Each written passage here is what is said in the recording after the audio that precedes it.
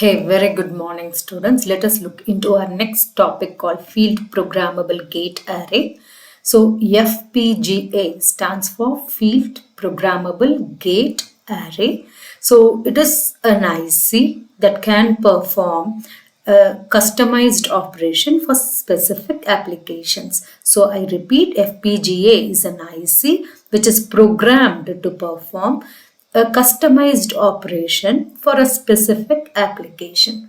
So inside this FPGA, you have thousands and thousands of gates. So in the field of VLSI or in the era of VLSI, FPGA have been very, very popular.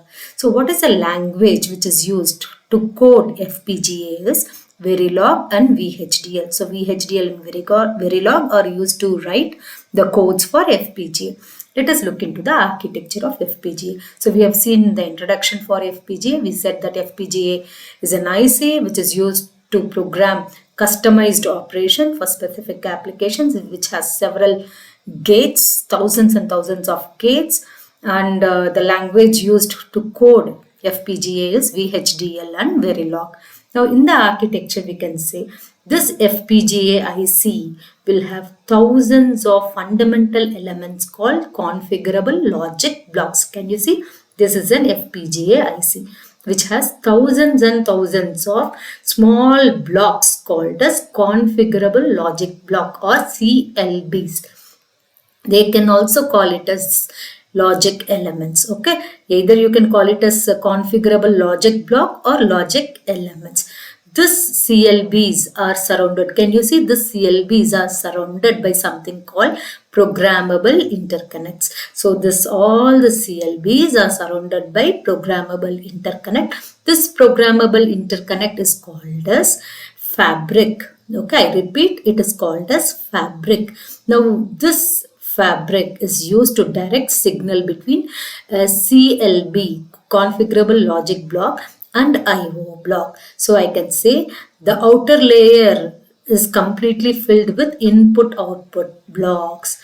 Internally, it has several CLBs. Between your IO block and CLBs, you have programmable interconnect, which is also called as fabric. So this fabric is used to send the signal or direct the signal from CLBs to IO block interface. Okay.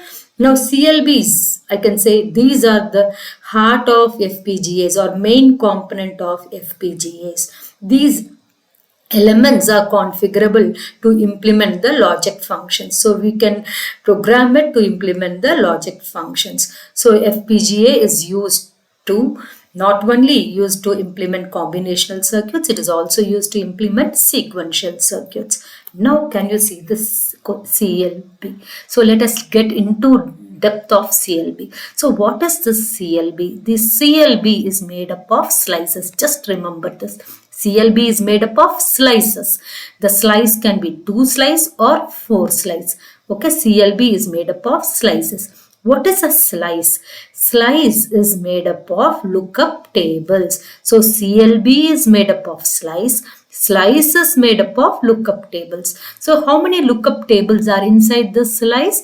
2 lookup tables. Okay, let us see what is lookup table. So what is lookup table? Lookup table will have 4 input, 1 output, or you can have new FPGAs have 6 input and 2 outputs. Now what is that I know? I know that CLB is made up of what? Slices. Okay, I will show you an example. This is one CLB which is made up of slice 1 and slice 2. 2 slices. Okay, the CLB is made up of slices. It can be 2 slices or 4 slices. In this example, I have shown 2 slices. Then these slices are made up of lookup tables. So how many lookup tables? Made up of 2 lookup tables. Can you see? Inside the slices, you have 2 lookup tables. Now this lookup table can be 4 input, 1 output. In the older versions, in the newer versions, it can be 6 input, 2 output lookup tables. Okay, this is just for your understanding. I've shown this picture. You can just write it as a theory saying that CLBs are made up of slices. Slice is made up of lookup tables. Lookup table can be 4 input 1 output or 6 input 2 output lookup tables. Now let us see in depth about this CLBs. You know CLBs, by seeing this you can say this is a CLB block which has what? Can you see inside a CLB block which has what? Main component is lookup table. So which has a lookup table in 4 input 1 output lookup table or 6 input 2 output lookup table. The output of lookup table is stored in a flip-flop, and then with help of multiplexer, the output is sent out. Okay, this particular block is called as an CLB, or you can also call it as a logic element. So lookup table is a basic building block for CLB. CLBs are the basic building blocks for FPGA. So this is an FPGA block with a CLB. This is one CLB which has a lookup table, flip-flop and a multiplexer to send the output. Okay, so depending upon the type of application, we can classify FPGA as 3 ranges. One is low end, other one is mid range, third one is high end. If I say low end FPGAs, it is used for less complex circuits. Since it is less complex circuits, number of gates are less, power consumption is less. Mid-range FPGAs are used to little more complex applications. Since the applications are more complex, number of gates used for it is more, so power consumption is more compared to low end. Whereas high-end FPGAs have very large gate density. It means extremely complex applications or specific applications which are very complex is implemented using high-end FPGAs, where number of gate usage is high, so gate density is high. Since gate density is high, power usage is extremely high. So it is used in high-end applications. So what is the advantage? The performance of FPGA is better than CPU because it handles parallel processing. That is the first advantage. Next is it is cost efficient, second advantage.